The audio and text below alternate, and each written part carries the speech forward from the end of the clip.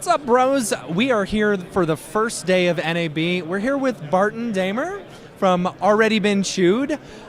He is a fellow Dallasite, good friend of ours, I would like to say. And you just presented, today.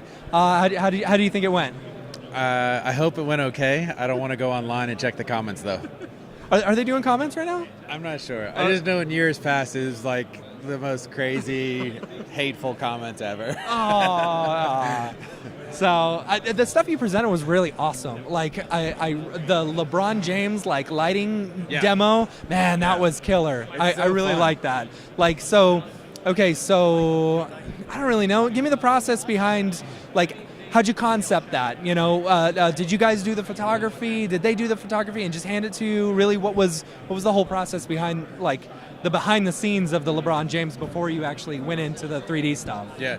So Nike had come up with basically 16 different athletes that they wanted in a video that was animated.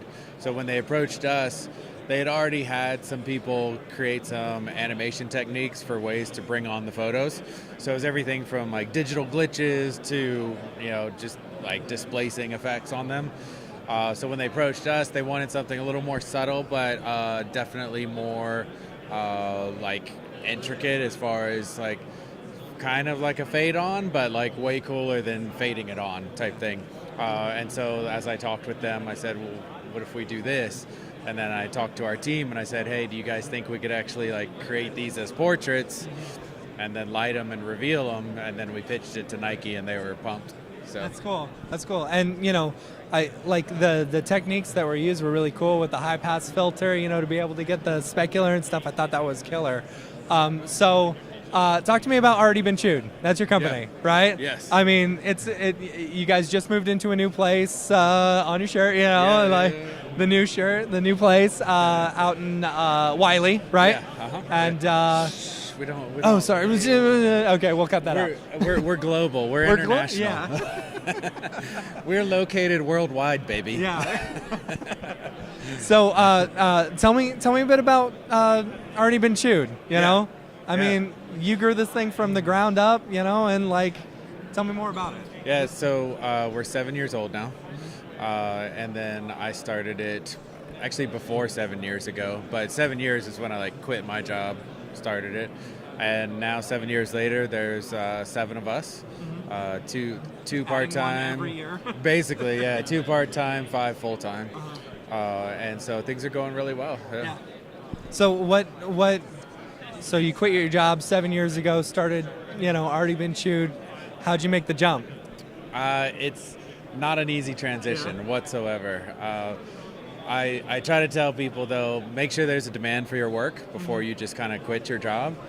Some people are forced into freelance and some people choose to go freelance. And if you have the choice, in my situation, I was doing 75% of my income freelancing 15 hours a week.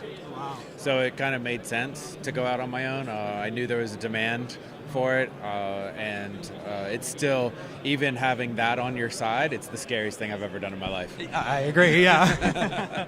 So, are you having a good time in NAB so far? Yeah, absolutely. Yeah. Love it. Are there any presentations or anything that you're really excited to see? Or any cameras or anything you're excited to see here? I've heard the entire North Hall is VR. Yeah. And so I kind of want to go over there, but I'm a little concerned I'll be waiting in lines and not get to experience anything. Yeah, I think that happened with us last year. Are you guys planning on getting into some VR stuff? I mean, I know you just released the what was the VR headset? Yes. That whole spot, that one was killer. Thank that was you. super killer. Are you guys planning on moving into any sort of 3D video or 3D VR type stuff?